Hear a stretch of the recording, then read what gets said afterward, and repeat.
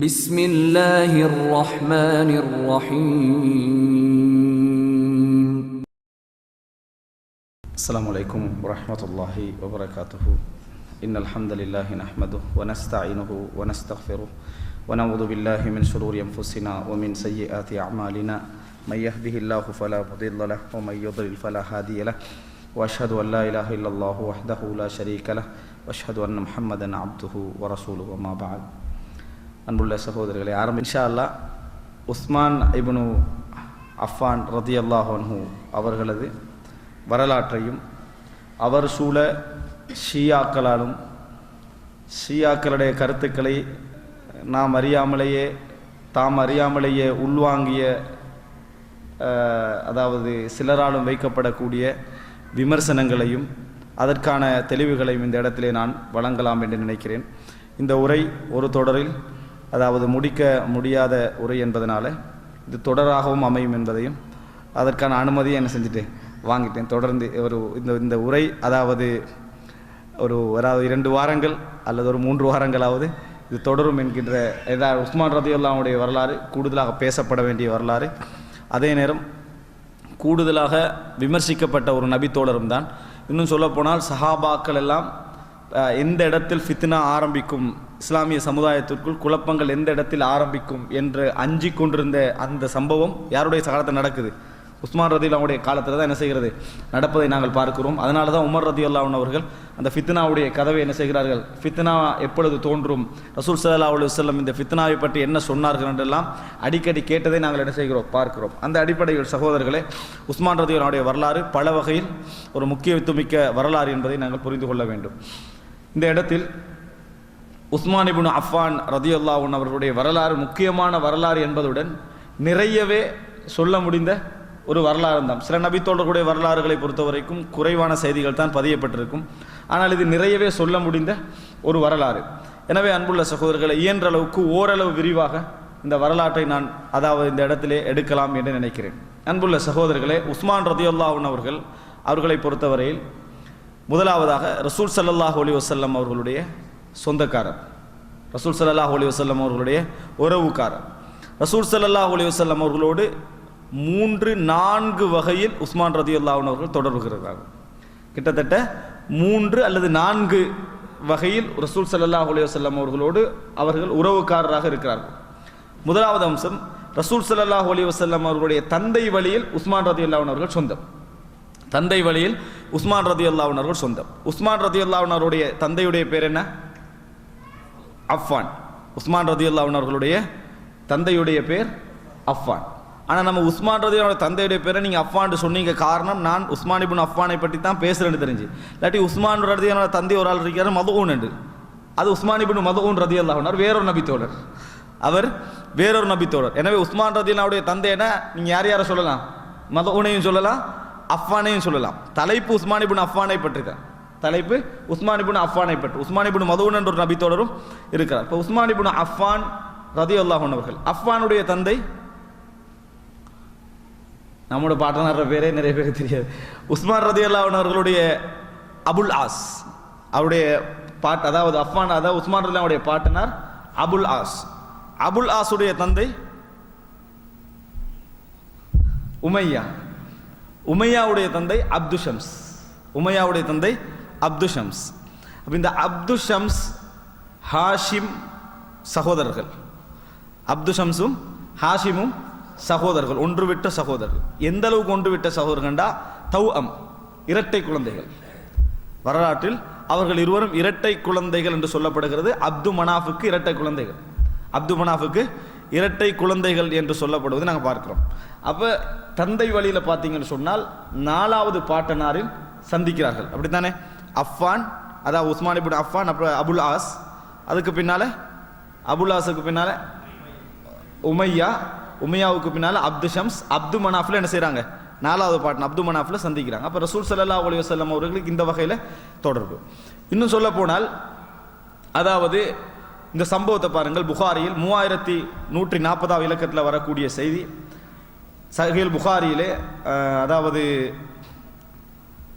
3140 இலக்கத்திலே வரக்கூடிய செய்தி. உஸ்மான் ரதியல்லாஹு அன்ஹு அவர்களும் ஜுபைர் அதாவது இப்னு முத்தாயிம் இப்னு அதி அவர்களும் வாராங்க ரசூல் ஸல்லல்லாஹு அலைஹி வஸல்லம் அவர்கள்ட்ட. அந்த அல்லாஹ்வின் தூதரே, நீங்க கனிமத்து சொத்துக்களை பங்கெடுக்கிற நேரத்தில் அதைத்த பனில் முத்தலிப் வ பனி ஹாஷிம் வ தரக்தனா, பனு ஹாஷிமுக்கு கொடுத்தீங்க, பனுல் முத்தலிபுக்கு கொடுத்தீர்கள், எங்களை விட்டு விட்டீர்களே அப்படின்னு கேட்குறான். நீங்க கொடுத்தீங்க 2 பேர் அப்படின்னா என்ன? அப்து மனாஃபுடைய பிள்ளைகள் தான், அப்து மனாஃபுடைய பிள்ளை தான் முத்தலிப், அப்துல் முத்தலிப் அல்ல, அதாவது அப்து மனாஃபுடைய பிள்ளை தான் முத்தலிப். இரண்டாவதாக அப்து ஷம்ஸ். அப்புறம் ரசூல் ஸல்லல்லாஹு அலைஹி வஸல்லம் அவருடைய பாட்டனார், அதாவது இரண்டாவது பாட்டனார் ஹாஷிம். அதற்கு அடுத்தது நௌஃபல், பனு நௌஃபல். மொத்தம் 4 பிள்ளைகள் அப்து மனாஃபுக்கு. இந்த 4 பிள்ளைகளை ரசூலாங்க என்ன செய்யறாங்கன்னு சொன்னா, ஹாஷிம் பரம்பரைக்கு கொடுக்குறாங்க, முத்தலிபு பரம்பரைக்கு கொடுக்குறாங்க. அப்து ஷம்ஸையும் நௌஃபலையும் என்ன செஞ்சிட்டாங்க? விட்டுட்டாங்க. அப்போ ஜுபைர் இப்னு முத்தாயிப் அதி வந்து நௌஃபல் பரம்பரை, அந்த பரம்பரையில் உள்ளவர். உஸ்மான் ரலியல்லாஹு அன்ஹு அவர்கள் அப்து ஷம்ஸ் பரம்பரையில் உள்ளவர். போய் கேட்குறாங்க, அல்லாஹ்வின் தூதர் என்ன செஞ்சிட்டீங்க? எங்களை விட்டு விட்டீர்களே, கொடுத்தா சரியா தானே கொடுக்கணும் அப்படின்றார். அப்போ ரசூல் ஸல்லல்லாஹு அலைஹி வஸல்லம் சொல்றாங்க, இன்னமா பனு ஹாஷிம் வ பனுல் முத்தலிப் ஷைஉன் வாஹித். பனு ஹாஷிமும் முத்தலிபுடைய பிள்ளைகளும் ஒரே குடும்பத்தினர், அப்படின்னா ஒன்றுதான் அப்படின்னாங்க. ஏன் சொன்னாங்க தெரியுமா? இஸ்லாத்துக்குரிய உதவி அவர்கள்ட்ட என்னது அதிகமாக இருந்தது அப்து ஷம்ஸுடைய அந்த ஃபேமிலியை விட. அப்து ஷம்ஸுடைய ஃபேமிலியில் இருந்தால் நிறைய என்ன செய்யுது, எதிர்ப்பு வந்தது. மற்றவர்களோடு ஒப்பிடுகின்ற அளவில் குறைந்திருந்தாலும் நிறைய எதிர்ப்புகள் இவர்கள் மூலம் என்ன செய்தது இருந்தது. இப்போ ஷியாக்கள் குற்றம் சாட்டுகிற நேரத்தில், உமையாடு குற்றம் சாட்டுகிற நேரத்தில் வந்து இதைத்தான் சொல்லுவாங்க, இவர்கள் இஸ்லாத்தை கடுமையாக ஆரம்பத்தில் கூட என்னது எதிர்த்தவர்கள். இந்த செய்தியெல்லாம் கொண்டு வந்து என்ன செய்வார்கள், வைப்பார்கள். பிற்காலத்தில் உமையா ஆட்சியன் வந்தது, இதுதான் இந்த இடத்துல தான் வந்தது. உமையா ஆட்சி என்று வந்ததுக்கு பேருக்கு காரணமே உஸ்மான் இப்னு அஃபான், அதுக்கு பின்னால அபுல் ஆஸ் உமையாவுடைய பிள்ளை. சரி, அப்படி என்றால் உஸ்மான் ரலியல்லாஹு ஆட்சி யாரும் உமையா ஆட்சின்னு சொல்றது இல்லையே. உஸ்மான் ரலியல்லாஹு ஆட்சியை யாரும் உமையாவுடைய ஆட்சின்னு சொல்றது இல்லை, அது குலஃபாவுர் ராஷிதின் ஆட்சி. எப்படி அவருக்கு உமையா ஆட்சியில் பேர் வருதுன்னா, முஆவியா ரலியல்லாஹு அடுங்க. முஆவியா ரலியல்லாஹு உங்களுக்கு தெரியும், உஸ்மான் ரலியல்லாஹு கொல்லப்பட்டதுக்கு பழி வாங்க வேண்டும் என்று அலி ரலியல்லாஹு அவர்களோடு யுத்தம் செய்தவர், அப்படித்தானே? எந்த வகையில் அவருக்கு உரிமை இருக்குது முஆவியா ரலியல்லாஹு என்று சொன்னால், முஆவியா இப்னு அபி சுஃபியான், அபு சுஃபியான் இப்னு ஹர்ப் இப்னு உமையா, விளங்கிட்டா? ஹர்ப் இப்னு உமையா. அப்போ உமையாவுடைய பரம்பரையில் வந்தவர் தான் உஸ்மான் ரலியல்லாஹு அவர்களும் முஆவியா ரலியல்லாஹு அவர்களும். அவர் 2 பேரும் சொந்தக்காரர், அவர் 2 பேரும் சொந்தக்காரர்கள். அப்ப இந்த அடிப்படையில் தான் என்ன செய்தது, இந்த பிரச்சனை வந்தது நம்ம பார்க்கிறோம். இப்போ அபுல் ஆசுடைய தந்தை உமையா, ஹர்புடைய தந்தை உமையா. ஹர்புடைய வழியால வாராரு முஆவியா, அபுல் ஆசுடைய வழியால வாராரு உஸ்மான். எனவே உஸ்மான் ரலியல்லாஹு கொல்லப்பட்டதுக்கு உரிமை கேட்கக்கூடிய, பழி வாங்குறதுக்கு உரிமை கேட்கக்கூடிய ரைட் யார்கிட்ட இருக்குது? முஆவியா ரலியல்லாஹுக்கு இருக்குது. அந்த 4 கலீஃபாக்களுக்கு பிறகு உள்ள ஆட்சியையும் உமையாக்களுடைய ஆட்சி என்று பேர் சூட்டதுக்கு இதுதான் காரணம். உமையாக்களுடைய ஆட்சி என்று சூட்டுவதற்கு இதுதான் காரணம். புரிஞ்சுக்கங்க. உஸ்மானியர்கள் என்று பின்னால் வருவதற்கு உஸ்மான் ரலியல்லாஹுடைய பரம்பரையில் உள்ள செய்தி ஒன்று காரணம். அப்பாசியர்கள் வருவதற்கு அப்பாஸ் ரலியல்லாஹு காரணம். விளங்கிட்டா? இதை வச்சு தான் என்ன செஞ்சாங்க, பிரித்து கொண்டார்கள். அப்பாசியர்களும் ரசூல் ஸல்லல்லாஹு அலைஹி வஸல்லம் பரம்பரையினர் என்ற அடிப்படையில் அந்த அப்பாசிய கிலாபத் என்னது அந்த பேச்சுக்கள் வந்ததை பார்க்கிறோம். எனவே அன்புள்ள சகோதரர்களே, ரசூல் ஸல்லல்லாஹு அலைஹி வஸல்லம் அவர்களுடைய நஸபோடு உஸ்மான் ரலியல்லாஹு அன்ஹு அவர்கள் எங்கே சம்பந்தப்படுகிறார்கள்? 4வது பாட்டனாரில் அப்து மனாஃப் என்ற பாட்டனாரில் சம்பந்தப்படுகிறார்கள். இப்போ ரசூல் ஸல்லல்லாஹு அலைஹி வஸல்லம் இந்த கோத்திரத்தை விமர்சித்த மாதிரி இருக்கு இந்த இடத்துல, அப்படித்தானே? ரசூல் ஸல்லல்லாஹு அலைஹி வஸல்லம் இன்னமா பனுல் முத்தலிப் பனு ஹாஷிம் ஷைஉன் வாஹித் அப்படின்னு ரசூல் அவர் 2 ஒன்றுதான்றாங்க. விமர்சித்தது போன்ற ஒரு தோற்றம் என்ன செய்கிறது இருக்கிறது.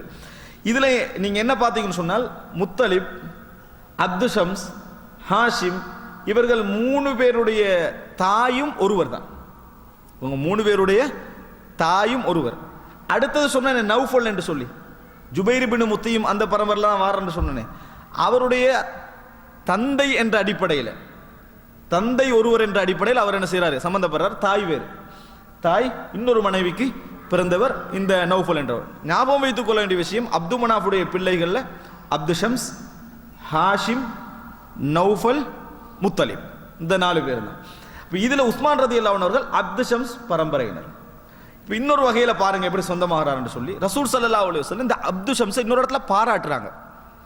அப்து ஷம்ஸ் கோத்திரத்தை பாராட்டுகிறார்கள். கோத்திரத்தை பாராட்டலது, கோத்திரத்தில் உள்ள ஒருவரை பாராட்டுறது. ஆனால் அந்த வார்த்தையை பாருங்க எப்படி என்று சொன்னால், சஹீஹுல் புகாரியில் 3110வது இலக்கம், 3110வது இலக்கம். எப்படி வருதுன்னு சொன்னால், அதாவது ரசூல் ஸல்லல்லாஹு அலைஹி வஸல்லம் மக்கா வெற்றிக்கு பின்னால அலி ரதியல்லாஹு அன்ஹு அவர்கள் ஜுவைரியா என்ற ஒரு பெண்ணை, அலி ரதியல்லாஹு அன்ஹு அவர்கள் ஜுவைரியா என்ற ஒரு பெண்ணை திருமணம் பேசுகிறார்கள். ஜுவைரியாவா இன்னும் வேறு பேரான்னு கருத்து முரண்பாடுறீங்க. அந்த பெண் யாருடைய மகள்? அதாவது அலி ரதியல்லாஹு அன்ஹு அவர்கள் மக்கா வெற்றிக்கு பின்னால் 2ஆம் திருமணம் முடிப்பதற்காக பேசிய பெண்ணுடைய அதாவது தந்தை யாரு? அபூஜஹல். அபூஜஹல் குஃப்ர்ல கொல்லப்பட்டார். ஆனா கட்டும் எதிரியாக என்ன செஞ்சாரு? இருந்தார். அப்ப ரசூல் ஸல்லல்லாஹு அந்த அலி ரலியல்லாஹு அன்ஹு பேசுற செய்தி ஃபாத்திமா ரலியல்லாஹு அன்ஹுக்கு தெரிய வருது. ஃபாத்திமா ரலியல்லாஹு அன்ஹு நேர அதாவது ரசூல் ஸல்லல்லாஹு அலைஹி வஸல்லம் கிட்ட வராங்க. இன்ன நாஸ யஸுமூன அன்னக லா தக்லபு லிபனாதிக், உங்களுடைய மகள் விஷயத்துல நீங்க கொஞ்சம் கூட கோவப்படுகின்றீர்கள் இல்லை என்று மக்கள் பேசுகிறார்கள் அப்படின்னா. ஃபாத்திமா ரலியல்லாஹு சொல்றேன் எப்படின்னா, உங்களுடைய மகள் விஷயத்தில் கொஞ்சம் கூட நீங்க கோவப்படுவதில்லை என்று மக்கள் பேசுகிறார்கள். ரசூல் ஸல்லல்லாஹு அலைஹி வஸல்லம் மிம்பர்ல ஏறினாங்க, ஒரு உரை நிகழ்த்துகிறார்கள். அந்த உரை நிகழ்த்துற நேரத்தில் எப்படி சொல்றாங்கன்னு சொன்னால், இன்ன ஃபாத்திமத்த பதஅத்தும் மின்னி, ஃபாத்திமா எனது சதை துண்டு, ஃபாத்திமா எனது சதை துண்டு, பதஅத்தும் மின்னி வ அன அத்தகவ்வஃபு அன் துஃப்தன ஃபீ தீனிஹா, அவளுடைய மார்க்கத்தில் அவர் சோதிக்கப்படுவதை நான் என்ன செய்கிறேன்? பயப்படுகிறேன். சகோதரிகள் யாரும் இல்லை, தாயும் என்னது ஓகே இல்லை, இப்பொழுது நானும் அவ மட்டும்தான். அப்ப எனவே அவர் சோதிக்கப்படுவதை நான் என்ன செய்கிறேன்? அஞ்சுகிறேன் என்று சொல்லிட்டு சும்ம தக்கர சிஹ்ரன் லஹு மின் பனி அப்து ஷம்ஸ், அப்து ஷம்ஸில் நபி அவர்கள் திருமண உறவு ஏற்படுத்தின ஒரு விஷயத்தை நபி அவர்கள் அங்க ஞாபகப்படுத்துறாங்க. அப்து ஷம்ஸுடைய பரம்பரையில், இவர் ஹாஷிம் பரம்பரையில் வந்து ரசூலாங்க, ரசூல் ஸல்லல்லாஹு அலைஹி வஸல்லம் அப்து ஷம்ஸுடைய பரம்பரையில் ஒரு திருமண உறவை என்ன செஞ்சாங்க? ஏற்படுத்தினார்கள். அந்த திருமண உறவை ஞாபகப்படுத்தி எப்படி சொல்றாங்க தெரியுமா? ஹத்ததனி, அந்த திருமண உறவின் பொழுது அவர் என்னோடு பேசியவர், ஃபஸதகனி, உண்மை உரைத்தார், வ வஅதனி, எனக்கு வாக்களித்தார், வ வஃபாலி, அந்த வாக்கை நிறைவேற்றினார் அப்படின்றார். இது என்னது? ரசூல் ஸல்லல்லாஹு அலைஹி வஸல்லம் அவர்களுடைய மகள் யாரு? மூத்த மகள் யார்? ரசூல் ஸல்லல்லாஹு அலைஹி வஸல்லம் அவர்களுடைய ஸைனப் ரலியல்லாஹு அன்ஹா. ஸைனப் ரலியல்லாஹு அன்ஹா அவர்களை திருமணம் முடிச்ச அந்த ரசூல் ஸல்லல்லாஹு அலைஹி வஸல்லம் மருமகன் யார்? ஸைனப் ரலியல்லாஹு அன்ஹா அவர்களை திருமணம் முடிச்சது அபுல் ஆஸ். அபுல் ஆஸ் இப்னு ரபீ இப்னு அப்துல் உஸ்ஸா இப்னு அப்து ஷம்ஸ். அபுல் ஆஸ் இருக்கிறார் தானே, அவர் அப்து ஷம்ஸ் பரம்பரையில் வந்தவர்.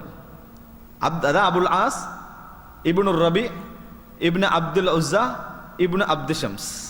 அப்ப ரசூல் ஸல்லல்லாஹு அலைஹி வஸல்லம் மருமகன் அப்து ஷம்ஸ் பரம்பரையிலுடைய வந்தவர். அப்ப திருமணம் முடிச்சு.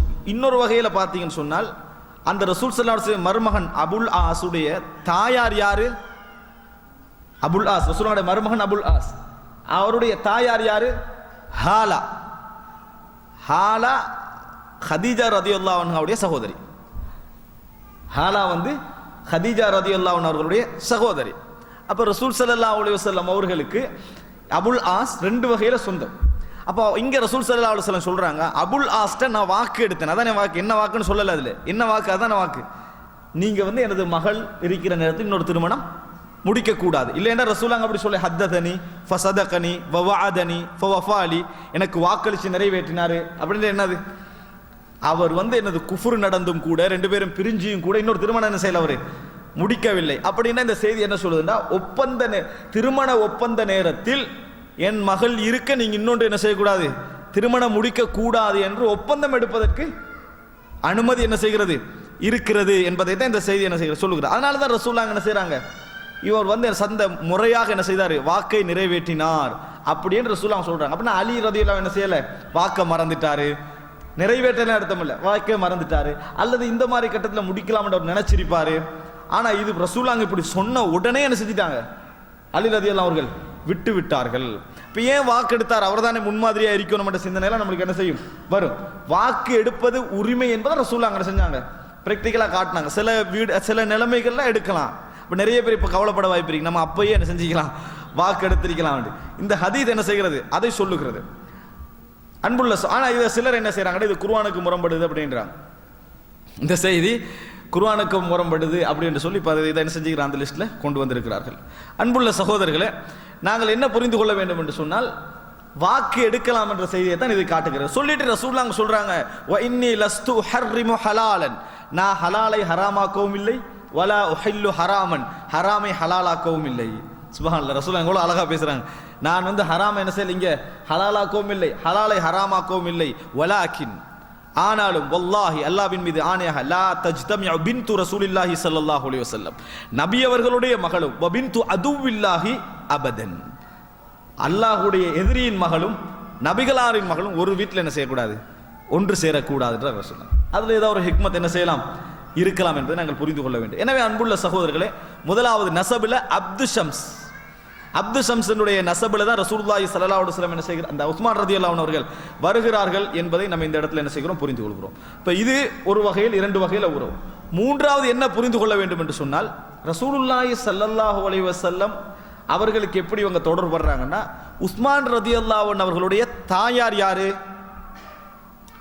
நம்ம வரலாறு முழுமையாக எடுக்கிறதாக இருந்தாலும் சுருக்கமாக நீங்கள் படிச்சு தானே இருப்பீங்க.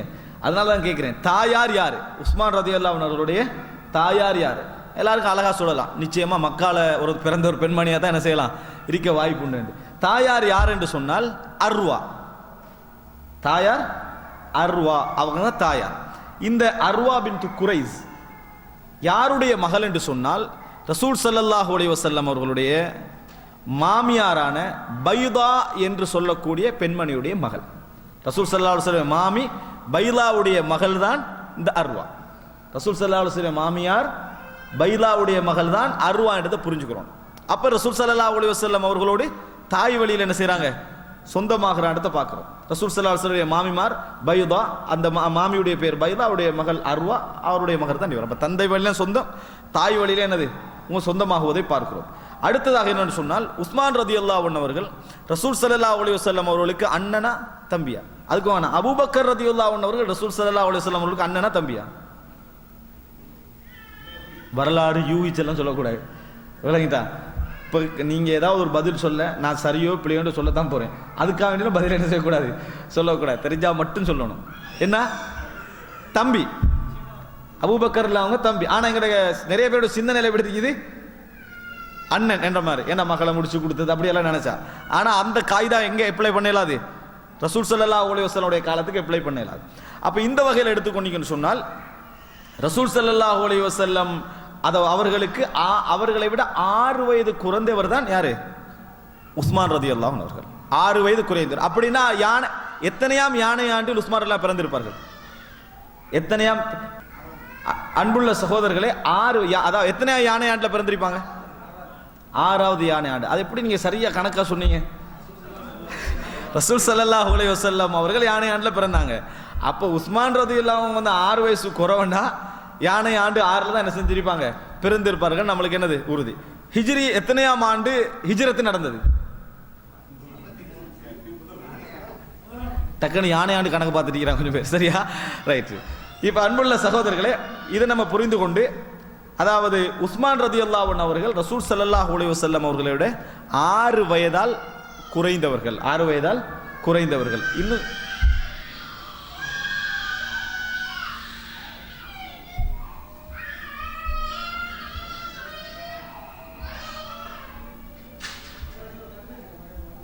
ரைட், சரி சரி, நமது சமூகம் தான். அன்புள்ள சகோதரர்களே, அடுத்ததாக என்னன்னு சொன்னால், உஸ்மான் ரலியல்லாஹு அன்ஹு அவருடைய நசபு, சந்ததி, உஸ்மான் ரலியல்லாஹு அன்ஹுடைய சந்ததி சம்பந்தமான ஒரு சுருக்கமான ஒரு தகவல். அடுத்ததாக என்னன்னு சொன்னால், உஸ்மான் ரலியல்லாஹு அன்ஹு அவர்களுடைய பிள்ளைகள், மனைவிகள் சம்பந்தமா, உஸ்மான் ரலியல்லாஹு அன்ஹுடைய மனைவிமார்கள் சம்பந்தமா. உஸ்மான் ரலியல்லாஹு அன்ஹு அவர்களுடைய முதல் மனைவி யாரு? ருக்கையா ரலியல்லாஹு அன்ஹா. ருக்கையா ரலியல்லாஹு அன்ஹா தான் உஸ்மான் ரலியல்லாஹு அன்ஹு அவர்களுடைய முதல் மனைவி. ஆனா அதாவது ரசூல் ஸல்லல்லாஹு அலைஹி வஸல்லம் அவர்கள் நபித்துவத்திற்கு முன்னாலேயே திருமணம் முடிச்சிட்டாங்க. ரசூல் ஸல்லல்லாஹு அலைஹி வஸல்லம் அவர்களுடைய நபித்துவத்திற்கு முன்னாலேயே உஸ்மான் ரலியல்லாஹு அன்ஹு அவர்கள் திருமணம் முடித்து விட்டார்கள். அதாவது அப்படின்னா இவனுக்குள்ள உறவு, ரசூல் ஸல்லல்லாஹு அலைஹி வஸல்லம் ஒரு ஈமானிய உறவு என்பது பின்னால வருது. முதல் உறவே குடும்ப உறவு, திருமண ரீதியாக உறவு, இன்னும் சொல்ல போனா தாய் வழியில உறவு, தந்தை வழியில எல்லாமே என்ன செய்கிறது இருக்கிறது. அதனால தான் ரசூல் ஸல்லல்லாஹு அலைஹி வஸல்லம் அவர்கள் தனது குடும்பத்தில் உள்ளவங்க இஸ்லாத்தை எதிர்த்தா கடுமையா பகைச்சாங்க. தனது குடும்பத்தில் உள்ளவங்க, தனதை பற்றி தெரிஞ்சவங்க, அதை ரசூல் ஸல்லல்லாஹு அலைஹி வஸல்லம் கடுமையாக என்ன செய்தார்கள், பகைத்தார்கள். கடைசி காலத்தில் கூட உடனடியாக அவங்க எக்ஸப்ட்னஸ் ரசூலுல்லாஹ் என்ன செய்யல, ஏற்றுக்கொள்ளல, இஸ்லாத்தை ஏற்றுக்கொண்டார்கள். ஆனால் முகத்தை பார்க்க அந்த மாதிரி என்ன செய்தார்கள், புறக்கணித்ததற்கான காரணமே தான். அப்போ அன்புள்ள சகோதரர்களை இந்த இடத்துல நாங்கள் பார்க்கணும், அதாவது உஸ்மான் ரலியல்லாஹு அன்ஹு அவர்கள் ருக்கையாவை இஸ்லாத்துக்கு முன்னாலேயே என்ன செஞ்சாங்க, திருமணம் முடித்து கொடுத்து விட்டார்கள். அது ரசூல் ஸல்லல்லாஹு முடித்து கொடுத்து விட்டார்கள். அதற்கு பின்னால ருக்கையா அவர்கள் எப்போ மரணிக்கிறார்கள்? ருக்கையா ரலியல்லாஹு அன்ஹா அவர்கள் பத்ர் நேரத்தில், பத்ர் முடிந்து ஹிஜ்ரி 2ஆம் ஆண்டு ரசூல் ஸல்லல்லாஹு அலைஹி வஸல்லம் அவர்கள் ஊருக்கு வருகிறார். பத்ர் முடிஞ்சு மதீனாக்கு வர நேரத்தில் என்ன செய்றாங்க, மரணிக்கிறாங்க. அடுத்ததாக ரசூல் ஸல்லல்லாஹு அலைஹி வஸல்லம் திருமணம் முடிச்சு கொடுக்குறாங்க. யாரை? உம்மு குல்சூம் ரலியல்லாஹு அன்ஹா அவர்கள் என்ன செய்கிறார்கள், திருமணம் முடித்து. அப்ப உஸ்மான் ரலியல்லாஹுடைய இரண்டாவது மனைவியாக உம்மு குல்சூம் ரலியல்லாஹு வைக்கிறாங்க. சரி, உஸ்மான் ரலியல்லாஹு அன்ஹு அவர்களுக்கு எத்தனை மனைவிமார்கள் இருந்தார்கள் அப்படி என்று சொல்லி வரையறுத்து சொல்ல முடியாது விட்டாலும், இவர்கள் 2 பேர் அல்லாமல் நிறைய மனைவிமார்கள் என்ன செய்தார்கள், உஸ்மான் ரலியல்லாஹு அன்ஹு அவர்களுக்கு இருந்தார்கள். இப்போ உதாரணமாக, அதாவது உம்மு அம்ர் பின்து ஜுந்துப் ஒரு மனைவி, உம்மு அம்ர் பின்து ஜுந்துப் என்பது ஒரு மனைவி. அடுத்ததாக ஃபாத்திமா பின்துல் வலீத் ஒரு மனைவி. அதே போல அதாவது ரம்லா பின்து ஷைபா ஒரு மனைவி. அதே போல நாயிலா இன்னொரு மனைவி. அதே போல உம்முல் பனீன், அதாவது அந்த அடிமையாக இருந்து உரிமை விட்டு அந்த அந்த லெவலில் உள்ளவங்க. இப்படி நிறைய மனைவிமார்கள் என்ன செய்தார்கள், இருந்தார்கள். நாங்கள் மிச்ச ஞாபகம் வைத்துக் கொள்ள வேண்டிய விஷயம், ருக்கையா, உம்மு குல்சூம், நாயிலா, ஃபாஹிதா. பின்னால வரலாற்றை நிறைய என்ன செய்யும் சம்பந்தப்படும். நாயிலா, ஃபாஹிதா இவங்களை நாம் ஞாபகம் வைத்துக் கொள்ள வேண்டும். 4 மனைவி வேற ஓரளவுக்கு ஞாபகம் வச்சுக்கிட்டா போதுமான. நாயிலா, ஃபாஹிதான்னு சொல்லி. இப்போ இவர்களது பிள்ளைகள், உஸ்மான் ரலியல்லாஹு அன்ஹுவுக்கு கிடைத்த முதல் பிள்ளை, வரலாற்றில் சொல்லப்படுகின்ற முதல் பிள்ளை அப்துல்லா, ருக்கையா மூலம் என்ன செய்கிறது, கிடைக்கிறது. அதனால் அவருடைய புனைப்பெயராக அபு அப்துல்லா அப்படி என்ற புனைப்பெயர் என்ன செய்கிறது, இருக்கிறது. அதே போன்று அவர்கள் வழியாக, ருக்கையா வழியாக அம்ர் என்ற ஒரு பிள்ளை என்ன செய்கிறது, கிடைக்கிறது. அதனால அபு அம்ருன்னு உஸ்மான் ரலியல்லாஹு அன்ஹுவுக்கு என்ன செய்வார்கள், அபு அம்ர், அபு அப்துல்லா, இந்த 2 பேரும் என்ன செய்யப்படும், உஸ்மான் ரலியல்லாஹு அன்ஹு அவர்களுக்கு புனைப்பெயராக சொல்லப்படும் என்பதை நாங்கள் பார்க்கிறோம். அப்ப இதெல்லாம் உஸ்மான் ரலியல்லாஹு அன்ஹு அவருடைய பிள்ளைகள் சம்பந்தமாக நம்ம தெரிஞ்சு கொள்ள வேண்டிய மிக முக்கியமான செய்தி. அது அல்லாமல் உஸ்மான் ரலியல்லாஹு அன்ஹு அவர்களுக்கு இருந்த மொத்த பிள்ளைகளுடைய எண்ணிக்கை, மொத்தமாக அவர்களது பிள்ளைகள் 14. உஸ்மான் ரலியல்லாஹு அன்ஹு அவர்களுக்கு மொத்தமான பிள்ளைகள், மொத்தமாக மஜ்மூஆகவே அதாவது 16 பிள்ளைகள். 16ல் 9 பேர் ஆண்கள், 7 பேர் பெண்கள். 9 பேர் ஆண்கள், 7 பேர் பெண்கள். இதுல நிறைய பேர் ஹதீஸ் அறிவிப்பாளராக இருந்திருக்கிறாங்க. அபான் இப்னு உஸ்மான் ஹதீஸ்ல பார்க்கலாம் நீங்க, சயீத், அம்ர், இவர்கள்லாம் ஹதீஸ்ல என்ன செய்வார்கள், வருவார்கள். அபான் இப்னு உஸ்மான், அதே போல சயீத் இப்னு உஸ்மான், அம்ர் இப்னு உஸ்மான், அவர்கள் அல்லாமல் இன்னும் நிறைய பிள்ளைகள் என்ன செஞ்சுக்கிறாங்க, இருந்திருக்கிறாங்க. ஆனால் எல்லாரையும் என்ன செய்யலை இந்த இடத்துல ஞாபகப்படுத்தவில்லை. அதாவது கூடுதலாக நம்ம தெரிந்து கொள்ள வேண்டிய நேரத்துக்கு தேவைப்படும். அபான் இப்னு உஸ்மான், அம்ர் இப்னு உஸ்மான், சயீத் இப்னு உஸ்மான், இது ஓரளவுக்கு நம்ம தெரிந்து கொள்ள வேண்டிய பேர். ருக்கையா மூலம் கிடைத்தது அப்துல்லா, அதனால அபு அப்துல்லா, அபு அம்ர் என்ற பேர் என்னது அவர்களுக்கு இருப்பதை நாங்கள் பார்க்கிறோம். இது உஸ்மான் ரலியல்லாஹு அன்ஹு அவர்கள் சம்பந்தமான அவர்களுடைய தனிப்பட்ட ரீதியான, அதாவது நசபு, சந்ததியும், மனைவிமார்கள், பிள்ளைகள் சம்பந்தமான சுருக்கமான ஒரு தகவல். ஓரளவுக்கு நம்ம வரலாற்று விஷயங்களை தெரிந்து கொள்ள வேண்டும் என்பதற்காக இதை நான் சொல்லியிருக்கிறேன். அடுத்ததாக அன்புள்ள சகோதரர்களே,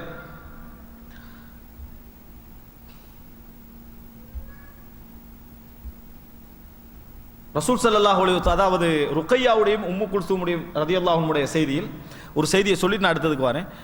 ருக்கையா, அதாவது பத்ர் யுத்தத்தில் ரசூல் ஸல்லல்லாஹு அலைஹி வஸல்லம் என்ன செய்யலை, அதாவது உஸ்மான் ரலியல்லாஹு அன்ஹு அவர்களை வரவானா, மகளை நீங்கள் என்ன செய்யுங்க, கவனிச்சிக்கங்க, சுகைனமாக இருக்கிறாங்கன்னு சொல்லி ருக்கையா ரலியல்லாஹு அன்ஹுவை பார்க்குமாறு சொல்லிட்டு ரசூலுல்லாஹ் பத்ர் யுத்தத்துக்கு என்ன செஞ்சிட்டாங்க, வந்துட்டாங்க. திருப்பி போன பொழுது ருக்கையா என்ன செய்கிறாங்க, மரணித்து விட்டார்கள். மரணித்த நேரத்திலே, அதாவது கபரிலே அடக்குவதற்காக ரசூல் ஸல்லல்லாஹு அலைஹி வஸல்லம் அவர்கள் எப்படி அழைக்கிறாங்கன்னு சொன்னால், நபி அவர்கள் ஜாலிசுன் அலல் கபர் ஓரத்தில் என்ன செய்கிறாங்க, உட்கார்ந்து கொண்டிருக்கிறார்கள். அப்போ ஃபரஐது ஐனைஹி ததுமஆன், அவருடைய 2 கண்களிலிருந்தும் கண்ணீர் ஓடுவதை பெண் ரசூல் ஸல்லல்லாஹு அலைஹி வஸல்லம் அவர்கள் குழந்தைகள் விஷயத்தில் நிறைய என்ன செய்தார்கள், சோதிக்கப்பட்டார்கள். அப்போ அழுது கொண்டிருந்தாங்க ரசூல் ஸல்லல்லாஹு அலைஹி வஸல்லம். அதுக்கு பின்னால் கேட்டாங்க, கபரில் அடக்குவதற்கு ஹல் மின்கும் ரஜுலுன் லம் யுகாரி ஃபில் லைலா, நேற்று இரவு, இது பல மாதிரி மொழிபெயர்க்கிறாங்க. இதில் பொருத்தமான மொழிபெயர்ப்பு என்னன்னு சொன்னால், நேற்றிரவு நான் எந்த தவறும் செய்யவில்லை என்கின்ற உள்ளவர்கள் யாராவது என்ன செய்ய முன்னுக்கு வாங்க. ஏன்னா முகாரஃபத்து துனூபுன்னு சொல்லலாம். அதாவது எந்த தவறு மட்டும், சின்ன தவறு கூட என்ன செய்யக்கூடாது, செஞ்சிருக்க கூடாதுன்னு நம்பிக்கை உள்ளவங்க முன்னுக்கு வாங்க அப்படின்றாங்க. உஸ்மான் ரலியல்லாஹு அன்ஹு இருக்கிறாங்க, எல்லாரும் இருக்கிறார்கள். எல்லா மக்கள் நிறைய பேர் நபித்தோழர்களே என்ன செஞ்சிருப்பாங்க, இருந்திருப்பார்கள். ஆனால் அந்த இடத்துல முன் வந்தது யாருன்னு சொன்னால் அபூ தல்ஹா. டக்குன்னு எங்கட மனப்ப மற்றவர்கள்லாம் பாவிகள் நம்ம எடுத்துடக்கூடாது. அவர் என்ன செய்யறாரு, முன் வந்தார். அவரே முன் வந்தார், அபூ தல்ஹா. அப்ப கால அன, நான் என்ன செய்கிறேன், இறங்குகிறேன். கால ஃபன்சில் கால ஃபனஸல ஃபி கப்ரி, அவர் இறங்குறாரு, அவர் தான் என்ன செய்யறாரு, எடுத்து அடக்கிறார். அப்ப நம்ம என்ன புரிஞ்சுக்கிறோம்னா, கபரில் அடக்குவதற்கு மஹரமியத்து ஒரு பிரச்சனை அல்ல. கபரில் அடக்குவதற்கு, அதே போல கவனிட்ட பின்னாலோ பார்ப்பதற்கு மஹரமியத்து ஒரு பிரச்சனை அல்ல என்பதை புரிந்து கொள்ள வேண்டும். இல்லை என்று சொன்னால் ரசூல் ஸல்லல்லாஹு அலைஹி வஸல்லம் அவர்கள் அந்த இடத்துல உஸ்மான் ரலியல்லாஹு இருக்கிறாங்க, ரசூல் ஸல்லல்லாஹு அலைஹி வஸல்லம் இருக்கிறாங்க, எல்லாரும் இருக்கத்தக்க அபூ தல்ஹா என்ன செய்றார், கபரில் இறங்கி அடக்குற இடத்துல நம்ம என்ன செய்கிறோம், பார்க்கிறோம். இது ஒரு அந்த இடத்துல பிரச்சனை. ஆனால் நிறைய இடங்களை நம்ம பார்க்கிறோம், அஜனம் அந்த கபரில் அடக்குற நேரத்தில் ஒரு பச்சை புடவை என்ன செய்வாங்க, மேலால விரிப்பாங்க. அஜனபியான பெண்ணை நம்ம என்ன செய்யறோம், அடக்குறோம்னு விரிக்கிறோம். ஆனால் வாழ்நாள் ஃபுல்லா மார்க்கத்தை கடைபிடிக்கிறதில்ல. ஜனாசா ஆகினவர் பச்சை புடவை என்ன செய்யறது, விரிக்கிறது பார்க்குறாங்க இல்லையா, பார்க்காம ஒரு குடும்பத்தாக்கள் மட்டும் இறங்குவாங்க, அதுக்கு மேலே பச்சை புடவை என்ன செஞ்சிருவாங்க, விரிச்சிருவாங்க பார்க்காம. இந்த மாதிரி ஒரு சிஸ்டம் என்ன செய்யறாங்க. இது மார்க்கத்துக்கு பிழையான விஷயம். இந்த செய்தியை எங்களுக்கு என்ன செய்கிறது, ஆதாரமாக இருப்பதை நாங்கள் பார்க்கிறோம். அன்புள்ள சகோதரர்களே, ரசூல் ஸல்லல்லாஹு அலைஹி வஸல்லம் அவர்களுடைய வரலாற்றில், உஸ்மான் ரதியல்லாஹுடைய வரலாற்றில், உஸ்மான் ரதியல்லாஹு அவர்கள் ஆரம்பமாக இஸ்லாத்தை ஏற்றவர்கள் ஒருவர். அபூபக்கர் ரதியல்லாஹுடைய கரத்தில் ஒரு இஸ்லாத்தை ஏற்றுக்கொள்கிறார். ஆரம்பமாக இஸ்லாத்தை ஏற்றவர்கள் ஒருவர் தான் உஸ்மான் இப்னு அஃபான் ரதியல்லாஹு அன்ஹு. இப்போ ரசூலுல்லாஹ்வோட ஆரம்பம் இடத்துல இன்னொன்னு புரிஞ்சுக்கணும், தாருல் அர்கம்ல ஒளிஞ்சி ரசூலுல்லாஹ் தஅவா செய்றாங்களே, அதற்கு முன்னர் பிரச்சாரம் செய்தவர்கள் ஒருவர் தான், அதாவது இஸ்லாத்தை ஏற்றுக்கொண்டவர்கள் ஒருவர் தான் உஸ்மான் ரதியல்லாஹு அன்ஹு அவர்கள். உஸ்மான் ரதியல்லாஹு இஸ்லாத்தை ஏற்ற நாளிலிருந்து அவருடைய இஸ்லாம் ஒரு சிறந்த மிகவும் உறுதியான ஒரு மனிதராக அவர் என்ன செய்தார், இருந்தார். இன்னும் சொல்ல போனால் ஜாகிலிய காலத்திலேயே ஒரு சிறந்த நற்குணம் படைத்த மனிதர் என்று சொல்லி அறியப்பட்டவர். வரலாற்றை நாம பார்க்கிறோம். உஸ்மான் ரதியல்லாஹு அன்ஹு குறைஷிகளுடைய அந்த குறைஷிகளுக்குள்ள உறவை பத்தி பேசுற நேரத்தில் உஸ்மான் குறைஷை எப்படி விரும்புகிறாரோ அந்த மாதிரி விரும்ப வேண்டும் என்று மக்கள் பேசுவார். அப்படின்னா அந்த அளவுக்கு குறைஷிகளோடு ஒரு தொடர்புள்ள ஒரு மனிதராக, கண்ணியமான ஒரு மனிதராக உஸ்மான் ரதியல்லாஹு இருந்தார்கள். ஆரம்பத்தில் கஷ்டம் வந்த நேரத்தில் ரசூல் ஸல்லல்லாஹு அலைஹி வஸல்லம் ஹிஜ்ரத்துக்கு அனுமதிச்சாங்க தானே, எங்க, அபிசீனியாவுக்கு, ஹபஷாவுக்கு. இன்றைய காலத்தில் எத்தியோப்பியாவுடைய பெரும்பகுதி, இரித்திரியாத ஒரு சின்ன பகுதி, எத்தியோப்பியாவோட பெரும்பகுதி அதில் வரும். அப்போ ரசூல் ஸல்லல்லாஹு அலைஹி வஸல்லம் என்ன செய்தார்கள், போவதற்கு அனுமதித்தார்கள். அப்படி அனுமதித்த நேரத்தில் அவர்கள் தரை வழியாக கடந்திருப்பாங்களா, கடல் வழியாக கடந்திருப்பாங்களா? ரெண்டும் சரிதான். இப்போ ரெண்டும் சொல்லிட்டாச்சு. கடல் வழியாக கடந்தாங்க. லேசு என்னது, மதீனால இருந்து தரை வழியா அங்களால போகணும், கடல் வழியாக தான் அஹ்லு ஸஃபீனான்னு சொல்றது, இந்த ஹிஜ்ரத்துக்குள்ள உங்களுக்கு சொல்ற கப்பல் வாசிகள்னு சொல்றது, கடல் வழியாக என்ன செய்தார்கள், கடந்தார்கள். அப்ப போனாங்களா, முதல் ஹிஜ்ரத்துக்கு என்ன செய்றாங்க, உஸ்மான் ரதியல்லாஹு அன்ஹு அவர்களும் ருக்கையாவும் என்ன செய்றாங்க, முதலாவது போனவங்க அவங்க தான். உஸ்மான் ரதியல்லாஹு அன்ஹு அவருடைய மனைவி ருக்கையாவும் தான் முதல் ஹிஜ்ரத் என்ன செய்தார்கள், அங்க போறாங்க. அங்க போயிருந்தோன்னே இங்க மக்கால் ஒரு செய்தி பரவுது, என்ன, எல்லா மக்காவாசிகளும் இஸ்லாத்தை ஏற்றுக்கொண்டு விட்டார்கள் என்று திருப்பி என்ன செஞ்சிடறாங்க, வந்துடுறாங்க. அது பார்த்தா அது பொய் செய்தி என்று தெரிஞ்சு மறுபடியும் என்ன செய்தார்கள், நிறைய பேர் அபிசீனியாவுக்கு போனார்கள். ஆனால் உஸ்மான் ரதியல்லாஹு அன்ஹு அவர்களும் அவருடைய மனைவி ருக்கையா ரதியல்லாஹு அன்ஹாவும் போகவில்லை. இரண்டாம் முறை என்ன செய்யல, போகல. ரசூல் ஸல்லல்லாஹு அலைஹி வஸல்லம் அவர்களோட இருந்து விட்டார்கள் என்ற செய்தியை நாங்கள் பார்க்கிறோம். அன்புள்ள சகோதரர்களே, அப்ப அடுத்த கட்டமாக மதீனாவில் உஸ்மான் ரதியல்லாஹு அன்ஹு அவர்களுடைய, அதாவது மதீனாவுடைய இந்த செய்திகளை நாம் தெரிந்து கொள்வதற்கு முன்னால் அவர்களை பற்றி வந்த ஒரு சிறப்புகளை பற்றி என்ன செய்வோம், தெரிந்து கொள்ளும். உஸ்மான் ரலியல்லாஹு இப்போ இவ்வளோ நாள் நேரம் சொன்னது நான் ஒன்று அவருடைய தனிப்பட்ட வாழ்க்கையுடைய தகவல்கள், இரண்டாவது இஸ்லாமும் மக்காவுடைய காலப்பகுதி சுருக்கம், மூன்றாவது கட்டமாக உஸ்மான் ரலியல்லாஹு அன்ஹு அவர்களுடைய சிறப்பு சம்பந்தமாக சொல்வதாக இருந்தால் சஹீஹுல் புகாரியில் 3695வது இலக்கத்திலே வரக்கூடிய செய்தி உங்களுக்கு தெரியும். ரசூல் ஸல்லல்லாஹு அலைஹி வஸல்லம் அவர்கள் அதாவது தொடர் நிறைய பேருக்கு சொர்க்கம் என்று சொல்லி என்ன செஞ்சுக்கிறாங்க, நன்மாராயம் சொல்லி இருக்கிறார்கள். ஆனால் அஷரத்துல் முபஷரான்னு 10 பேர் தான் என்ன செய்வாங்க, சொர்க்கத்துக்கு நன்மாராயம் கூறப்பட்டவர்கள் எத்தனை வேண்டாம் 10 பேர் சொல்லுவோம். ஆனால் அதுல வராத நிறைய பேர் என்ன செய்யறாங்க, ஹுதைபியால கலந்து கொண்டவர்கள் எல்லாம் சொர்க்கத்துக்கு வாசிக்கிறாங்க, நம்ம பத்ர்ல கலந்து கொண்டவர்கள் சொர்க்கவாசி. அஷரத்துல் முபஷரான்னு சொல்வதற்கான காரணம் நபி அவர்கள் தொடர்ந்து சொன்னாங்க, அபூபக்கர் ஃபில் ஜன்னா, உமரும் ஃபில் ஜன்னா அப்படி என்ன செய்தார்கள், 10 பேரை தொடர்ந்து சொன்னார்கள் ரலியல்லாஹு அன்ஹு. இப்படி 10 பேரை தொடர்ந்து சொன்னதுலையும் உஸ்மான் ரலியல்லாஹு அன்ஹு வராங்க. தனியாக ரசூல் ஸல்லல்லாஹு அலைஹி வஸல்லம் அவர்கள் உஸ்மான் ரலியல்லாஹு அன்ஹு அவர்கள் ஒரு தோட்டத்துக்கு வராங்க. ரசூல் அங்க இருக்கிற தோட்டம், அனுமதி கேட்கிறாங்க உள்ளுக்கு வருவதற்கு, உள்ளே வருவதற்கு அனுமதி கேட்கிறார்கள். அந்த நேரத்தில் ரசூல் ஸல்லல்லாஹு அலைஹி வஸல்லம் சொல்றாங்க, இதன் லஹு வபஷ்ஷிர்ஹு பில் ஜன்னா, இதன் லஹு வபஷ்ஷிர்ஹு பில் ஜன்னா, அனுமதி கொடுங்க, சொர்க்கத்தை கொண்டு அவருக்கு நன்மாராயம் கூறுங்கள் என்று சொன்னார். சொர்க்கவாதி உஸ்மான் ரலியல்லாஹு அன்ஹு அவர்கள் வாழ்நாளிலே ரசூல் அங்க வாழுகின்ற காலத்திலேயே சொர்க்கவாதி என்று சொல்லி அடையாளப்படுத்தப்பட்ட, நன்மாராயம் கூறப்பட்ட ஒரு நபித்தோழர். நினைச்சு பாருங்க, எவ்வளோ ஒரு ராஹத்துல் கல்போடு இருக்கலாம். நம்ம சொர்க்கவாதி என்ற அந்த நன்மாராய ரசூல் ஸல்லல்லாஹு அலைஹி வஸல்லம் உங்களுக்கு கிடைக்குது. ஆனால் அவர்கள் தான் சொர்க்கவாதியிலே நன்மாராயம் கிடைச்சவங்க தான் நினைச்ச மாதிரி வாழலாம். ஆனால் கூடுதலான இறைச்சத்தோடு இருக்கிறவங்க யாரு? அவர்கள் தான். அதனால தான் அல்லாஹ் தஆலா அந்த நன்மாராயத்தை என்ன செய்யறான், கொடுக்கிறான் என்பதை நாங்கள் பார்க்கிறோம். அடுத்ததாக அன்புள்ள சகோதரர்கள், சஹீஹுல் புகாரியில் 3699 இலக்கத்திலே வரக்கூடிய செய்தி, ரசூல் ஸல்லல்லாஹு அலைஹி வஸல்லம் அறிவிக்கிறாங்க, ரசூல் ஸல்லல்லாஹு அலைஹி வஸல்லம் உஹது மலையில் ஏறுறாங்க. உஹது மலையில் ஏறுறாங்க அபூபக்கர், உமர், உஸ்மான் ரதியல்லாஹு அன்ஹும் அவர்களோடு உஹது மலையில் ஏறுறாங்க. ஃபரஜஃப், அந்த நேரத்தில் உஹது மலை என்ன செய்கிறது, அசைகிறது. ஏன்னா மதீனாவை பொறுத்த வரைக்கும் தொற்று நோய் பூமி, பூகம்ப பூமி என்று சொல்லி ஹதீஸிலே என்ன செய்கிறது, வருகிறது. பின்னால் ரசூல் ஸல்லல்லாஹு அலைஹி வஸல்லம் துஆவு மூலம் அல்லாஹ் தஆலா என்ன செஞ்ச அந்த தொற்று நோய் என்ற பகுதியை இல்லாமல் ஆக்கினான்.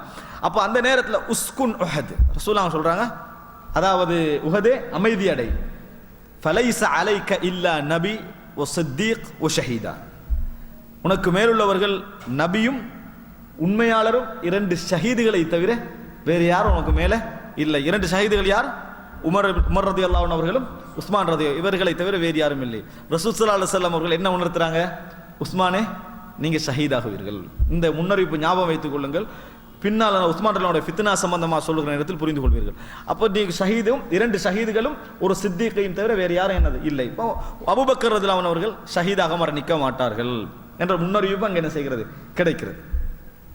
அடுத்ததாக சஹீஹுல் புகாரில் நம்ம பார்க்கிறோம் 3697 இலக்கத்தில் அப்துல்லாஹ் இப்னு உமர் ரலியல்லாஹு அன்ஹு அவர்கள் அறிவிக்கிறார்கள், குன்னா ஃபீ ஸமனின் நபி ஸல்லல்லாஹு அலைஹி வஸல்லம், நபி அவர்களுடைய காலத்திலேயே நாங்கள் லா நஅதில் பி அபீ பக்கர் அஹதன், அபூபக்கரோட யாரையும் நம்ம சமப்படுத்த மாட்டோம். சுல்சலான காலத்திலேயே எங்களுக்கு யாரு அதாவது முற்படுத்த முகத்தம் அபூபக்கர் தான்.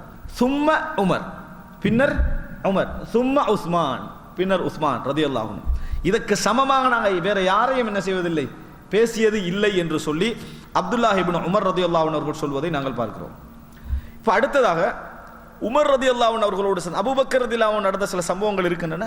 ஆனால் மிக முக்கியமாக உமர் இப்னுல் கத்தாப் ரலியல்லாஹு அன்ஹு அவர்களோடு உஸ்மான் ரலியல்லாஹு அன்ஹு அவர்களுக்கு நிறைய சம்பவங்கள், ஒரு 2 சம்பவங்கள் தொடர்புகளுக்காக. அபூபக்கர் ரலியல்லாஹு அன்ஹு நடந்த சம்பவம், உமர் ரலியல்லாஹு அன்ஹு அவரோட சம்பவங்கள், அலி ரலியல்லாஹு அன்ஹு சம்பவங்கள் நிறைய போயிடும். அதனால உமர் ரலியல்லாஹு அன்ஹு அவர்களோடு நடந்த ஒரு 2 சம்பவங்கள் நான் சுட்டிக்காட்டு, நீங்க அதிலிருந்து புரிஞ்சுக்கணும். இது 4வது செய்தி, நான் 4வது பகுதியை சொல்லி கேட்கிறேன். புரிஞ்சுக்கணும், ஒவ்வொருவரோடும் ஒவ்வொருவருக்கு என்ன செஞ்சிருக்கும், நிறைய சம்பவங்கள் இருக்கும். இந்த சம்பவத்தை பாருங்கள், புகாரியில் 4005 இலக்கம்.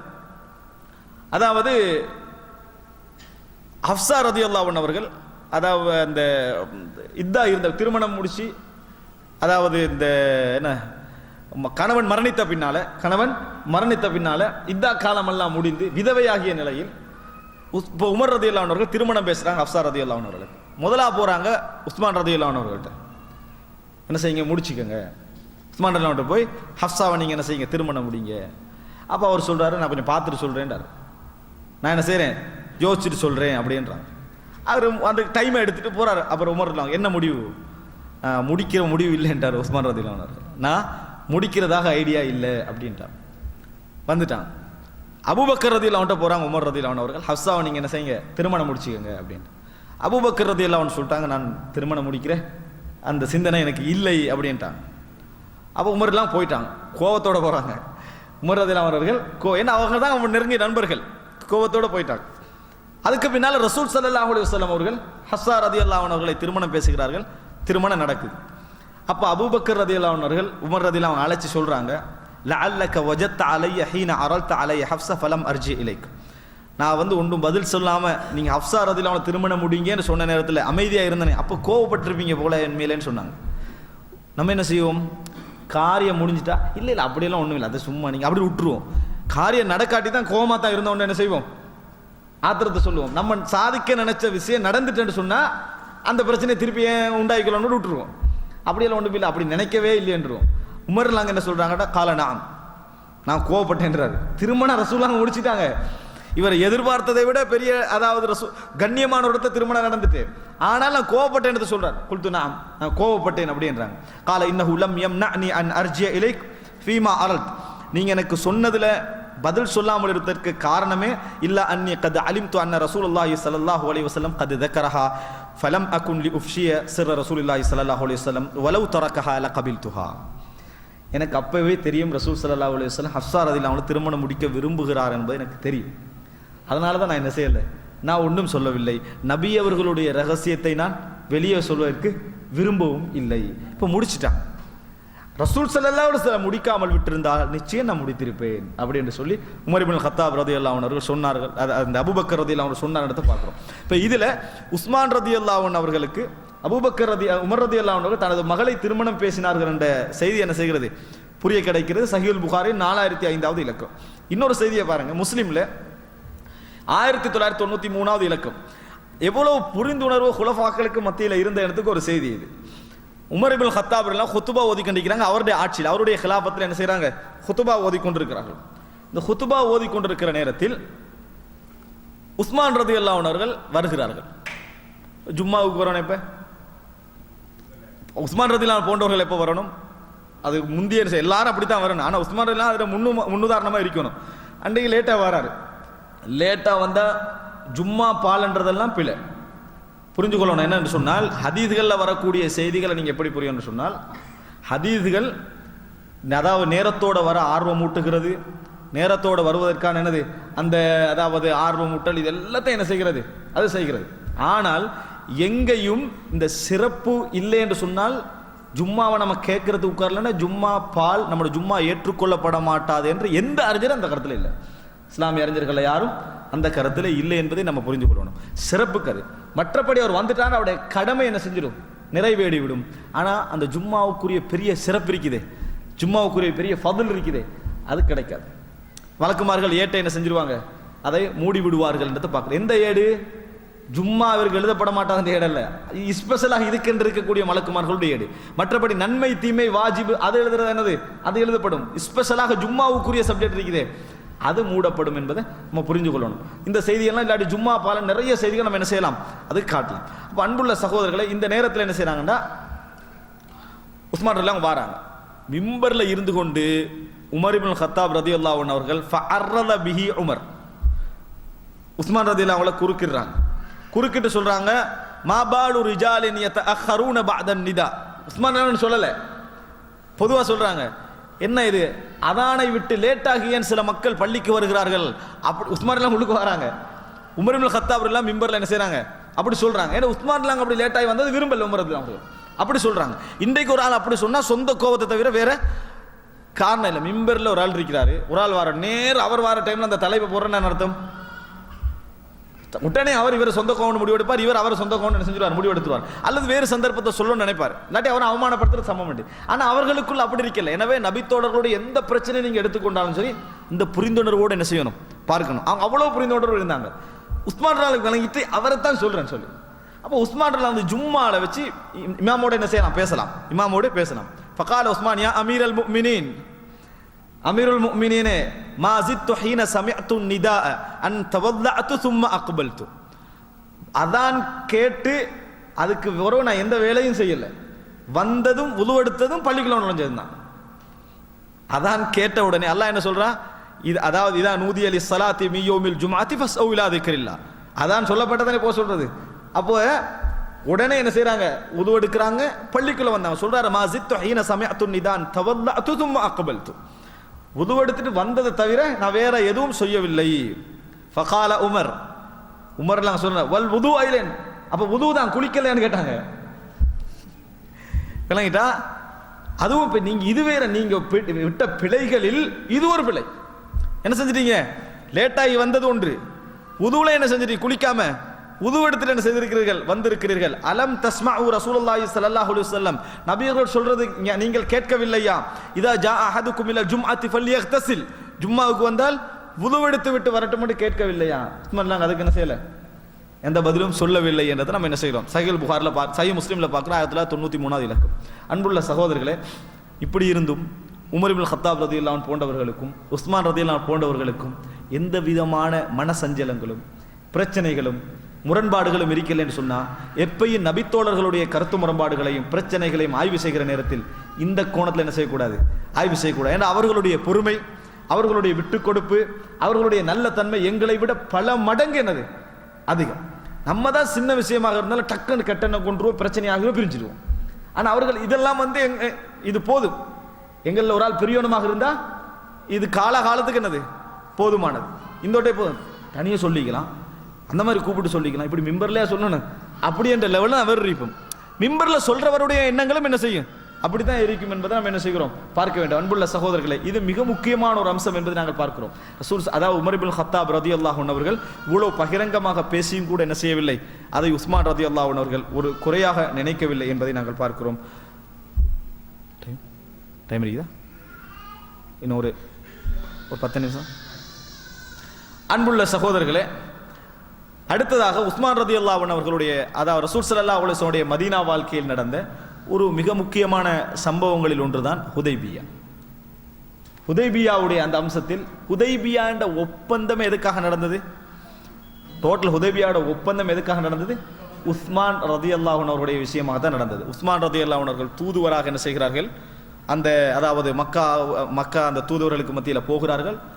உஸ்மான் ரலியல்லாஹு கௌபாவை கண்ணால பார்த்து கண்டிக்கிறாங்க. கண்ணால பார்த்து கொண்டிருந்தும் கூட என்ன செய்யல, அவருக்கு உம்ரா செய்யக்கூடிய அந்த வாய்ப்பு இல்லை. காரணம், இவங்க வானான்றாங்க. நீங்க விரும்பினா உம்ரா செஞ்சுட்டு போங்கன்றாங்க. நீங்க விரும்பினா உம்ரா செஞ்சுட்டு போங்க. நபி அவர்கள் நாங்கள் என்ன செய்ய, முகமதை உள்ளே அனுமதிக்க மாட்டோம். அவர் ஒரு நாளும் வெறும் உம்ரா செய்ய போறது இல்லை. உம்ராவுக்கு அனுமதிக்காம இருந்ததுக்கு இது ஒரு காரணம். இவர் வெறும் உம்ரா என்ன செய்ய மாட்டார், செய்ய மாட்டார் பயம் என்ன செய்தது அவர்களுக்கு இருந்தது. அப்ப அவர் சொல்றாரு, இல்ல நபியவர்கள் இந்த கௌபாவை தவாஃப் செய்வதற்கு முன்னால் நான் தவாஃப் செய்ய மாட்டேன். ஆனா 6 வருஷத்துக்கு பிறகு பார்க்காரு அந்த இடத்த, என்ன செய்யறாரு, 6வது வருடம் நடக்குது. 6 வருடத்துக்கு பின்னால் அதை பார்க்குறாங்க. இருந்து என்ன செய்யல, நபியவர்கள் தவாஃப் செய்யாமல் நான் இந்த இடத்துல என்ன செய்ய மாட்டேன், தவாஃப் செய்ய மாட்டேன் என்று சொல்லி, அதாவது உஸ்மான் ரலியல்லாஹு அன்ஹு அவர்கள் சொல்வதை பார்க்கிறோம். அன்புள்ள சகோதரர்களே, இப்போ உஸ்மான் ரலியல்லாஹு அன்ஹு அவர்கள் லேட் ஆகிறாங்க வருவதற்கு. உஸ்மான் ரலியல்லாஹு அன்ஹு அவர்கள் வருவதற்கு என்ன செய்யறாங்க, லேட் ஆகிறார்கள். இப்படி லேட் ஆகின்ற நேரத்தில் ரசூல் ஸல்லல்லாஹு அலைஹி வஸல்லம் அவருக்கு ஒரு செய்தி வருது. என்ன செய்தி? உஸ்மான் ரலியல்லாஹு அன்ஹு அவர்களை கொன்று விட்டார்கள். உஸ்மான் ரலியல்லாஹு அன்ஹு அவர்களை கொன்று விட்டார். அதுக்குள்ள செய்தி என்ன செஞ்சிருவாங்க, அவசரமா பரத்திடுவாங்க. அப்போ ரசூலுல்லாஹ்களுக்கு செய்தி கொண்டு விட்டார்கள் என்ற செய்தி வருகிறது. ரசூல் ஸல்லல்லாஹு கட்டுமையாக என்ன செய்யறாங்க, ஆத்திரப்படுறாங்க. உஸ்மான் ரலியல்லாஹு அன்ஹு கொண்டு விட்டாங்கிற செய்தி வந்த உடனே மிச்சம் ஆத்திரப்படுறாங்க. தூதுவர்கள் கொல்லப்படுகின்ற வளமை ஜாகிலிய காலத்திலும் இல்லை, இன்றைக்கும் என்னது இல்லை. ஜாகிலிய கால தூதுவர்கள் எவ்வளவு, ஒரு நாட்டுக்கு இன்னொரு நாட்டுக்கு எவ்வளவு பிரச்சனை இருக்கும், ஆனா அந்த தூதரகம் என்ன செய்யும், அந்த நாட்டில் இருக்கும். அதுக்கு அந்த காலத்துல அதான் வளமை. இந்த கொல்ல இது வந்து ஒரு சட்டத்தையே முடிச்ச மாதிரி ரசூல் ஸல்லல்லாஹு அலைஹி வஸல்லம் செய்றாங்க. கட்டுமையாக ஆத்திரப்படுகிறார்கள். அவர்களுக்கு எதிராக யார் என்னோடு அதாவது உயிரிழப்புக்கு பையத்து செய்வீர்கள் அப்படின்னு கேட்கிறான். உஸ்மான் ரலியல்லாஹு அன்ஹு அவர்களுக்காக நடந்ததுதான் ஹுதைபியா. யார் எனக்கு உஸ்மான் ரலியல்லாஹு அன்ஹு அவர்களை அதாவது கொலை செய்வதற்கு பழி வாங்க உயிரை கொடுப்போம் என்று பையத் செய்கின்றவர்கள் யார்?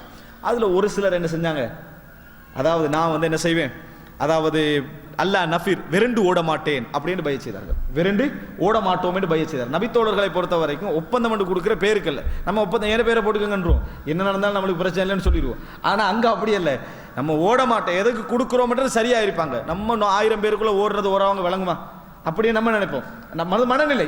ஆனா அங்க அப்படி இல்லை. அல்லாஹ் நஃபீர் ஒரு சிலர் சொல்றாங்க நாங்க உசுறு கொடுக்கறதுக்கு என்ன செய்யற பையத் செய்யறோம், இன்னொரு சிலர் எங்களுக்கு அந்த அளவுக்கு இயலாது ஆனா ஓடாமல் இருக்க என்ன செய்யறோம், பையத்து செய்கிறோம் என்று பையத்து செய்தார்கள். அப்ப எல்லாம் முடிஞ்சப்ப எப்படி பையத் செஞ்சாங்க, இப்படி எல்லாரும் வந்து 1500 பேர் கை வைக்கல, இப்படி சரியா, இப்படி ரசூலுல்லாஹ் கையில கொடுத்துட்டு போறது, ரசூல் ஸல்லல்லாஹு அலைஹி வஸல்லம் கையில கொடுத்துட்டு போறது. அந்த நேரத்தில் ரசூல் ஸல்லல்லாஹு எல்லாரும் முடிஞ்சோன்னு சொன்னாங்க, ஹாதா யது உஸ்மான், இது உஸ்மானுடைய கை அப்படின்னு ரசூல் ஸல்லல்லாஹு என்ன செய்தார்கள், அதில் வைத்தார். உஸ்மானு இதற்கு உஸ்மான் உயிரோடு இருந்தால், இப்ப அவர் கொல்லப்பட்ட நினைச்சிருக்கிறாங்க, இருந்தால் என்ன செய்வாங்க, அவர் என்னோடு பையத்து செய்திருப்பார் என்ற நம்பிக்கையில் ரசூலுல்லாஹ் என்ன செய்றாங்க, பையத். அப்ப எவ்வளவு ஒரு நம்பிக்கை ரசூல் ஸல்லல்லாஹு அலைஹி உஸ்மான் ரலியல்லாஹு அன்ஹு அவர்கள் மீது வைத்திருந்தார்கள். அன்புள்ள சகோதரர்களே, அப்ப இந்த இடத்தில் ஹுதைபியா என்ற செய்தியே அவருக்காக நடந்தது என்பதை நாங்கள் என்ன செய்கிறோம் பார்க்கிறோம். கடைசியாக இந்த பகுதியோடு, அதாவது அடுத்த பகுதியோடு நம்ம நிறுத்திக் கொள்வோம். அது என்னன்னு சொன்னால், இது உஸ்மான் ரலியல்லாஹு அன்ஹு அவர்களுடைய மக்காவுடைய வாழ்க்கை, மதீனாவுடைய வாழ்க்கையோடு சம்பந்தப்பட்ட சில விஷயங்கள். அடுத்ததாக அன்புள்ள சகோதரர்களே, அதாவது 7வது அம்சம், நம்ம ரசூல் ஸல்லல்லாஹு அலைஹி வஸல்லம் மரணத்துக்கு பின்னால் அபூபக்கர் ரலியல்லாஹு அன்ஹு அவர்கள் பையத்து செய்யப்படுகிறார்கள். பின்னர் உமர் இப்னுல் கத்தாப் ரலியல்லாஹு அன்ஹு அவர்கள் பையத்து செய்யப்படுகிறார்கள். உமர் இப்னுல் கத்தாப் ரலியல்லாஹு அன்ஹு தொழுகையில் வைத்து என்ன செய்கிறார்கள், கையால் கத்தியால் குத்தப்படுகிறார்கள். அபூ லுஅலுஆ ஃபைரோஸ் இப்னு முல்ஜிம் அப்படி என்று சொல்லப்படக்கூடிய ஒருவரால் குத்தப்படுகிறார். 13 பேருக்கு என்ன செய்யறான், குத்துறான். இந்த நேரத்தில் உஸ்மான் ரலியல்லாஹு அன்ஹு அவர்கள் ஒரு ஹலீஃபா என்ற அடிப்படையில் என்ன கடமை, அடுத்த ஹலீஃபாவுக்குரிய உபதேசங்களை வசியாக்களை செய்வது அவரது கடமை. சஹீஹுல் புகாரியில் 3700வது இலக்கத்தில் வருகிறது. ஃபகாலு, அந்த நேரத்தில் உமர் ரலியல்லாஹு அன்ஹு அவர்களுக்கு பார்த்து சொல்கிறார்கள், அவுசியா அமீரல் முஃமினீன், அமீருல் முஃமினீன்களே, அமீருல் முஃமினீனே நீங்க என்ன செய்யுங்க, வசியத்து செய்யுங்கள். இஸ்தக்லிஃப், உங்களுக்கு பின்னால யாரையாவது என்ன செய்யுங்க, நியமிச்சுட்டு போங்க. அபூபக்கர் ரலியல்லாஹு உங்களே நியமிச்சாரு, அதே மாதிரி நீங்களே என்ன செய்யுங்க, நியமியுங்கள் அப்படின்றாங்க. காலமா அஜிது அஹதன் அஹக்க பிஹாதல் அம்ரி மின் ஹஉலாஇன் நஃபர், இந்த ஹிலாஃபத்துக்கு மிகவும் தகுதியானவர்களாக நான் இவர்களை தவிர வேற யாரையும் காணவில்லை. யாரை? அல்லதீன தூஃபிய ரசூலுல்லாஹி ஸல்லல்லாஹு அலைஹி வஸல்லம் வஹுவ அன்ஹும் ராதின், நபி அவர்கள் யாரை பொருந்திய நிலையில் மரணித்தார்களோ அந்த அவர்களை தவிர எனக்கு வேற யாரையும் இந்த இடத்துல ஹிலாஃபத்துக்கு பொருத்தமானவர்களாக தெரியவில்லை அப்படி என்று அவர் பேர் சொல்றாரு. அலியன் வ உஸ்மான ஃபசம்மா அலியன் வ உஸ்மான வ ஜுபைர வ தல்ஹத வ சஅதன் வ அப்துர் ரஹ்மான். மொத்தம் எத்தனை பேர்? 6 பேர். இந்த 6 பேர் யாரு? அலி ரலியல்லாஹு அன்ஹு அவர்கள் சொர்க்கத்துக்கு நன்மாராயம் கூறப்பட்டவர்கள், உஸ்மான் ரலியல்லாஹு அன்ஹு அவர்கள் சொர்க்கத்துக்கு நன்மாராயம் கூறப்பட்டவர்கள், தல்ஹத் இப்னு உபைதுல்லா சொர்க்கத்துக்கு நன்மாராயம் கூறப்பட்டவர்கள், சஅத் இப்னு அபி வக்காஸ் சொர்க்கத்துக்கு நன்மாராயம் கூறப்பட்டவர்கள், அப்துர் ரஹ்மான் இப்னு அவுஃப் சொர்க்கத்துக்கு நன்மாராயம் கூறப்பட்டவர்கள். மொத்தமாக 6 பேரை என்ன செய்கிறார்கள், சொல்கிறார்கள். 6 பேரை சொல்லுகிறார்கள். அப்படி என்றால் அன்புள்ள சகோதரர்களே, 6 பேரை அந்த இடத்துல வசியத்தாக அதாவது உமர் இப்னு கத்தாப் ரலியல்லாஹு அன்ஹு அவர்கள் சொல்லுகிறார்கள். அபூபக்கர் ரலியல்லாஹு அன்ஹு மரணம், உமர் ரலியல்லாஹு அன்ஹு அவர்கள் இதில் இருக்கிறாங்க. இப்போ மொத்தம் எத்தனை? 8 பேர். 10 பேர்ல யார் யார் விடுபட்டுகிறாங்க? யாரு? பிள்ளைங்கள் யாரு? ஸைத் இப்னு, சொல்லுங்க. இல்லை, அதான்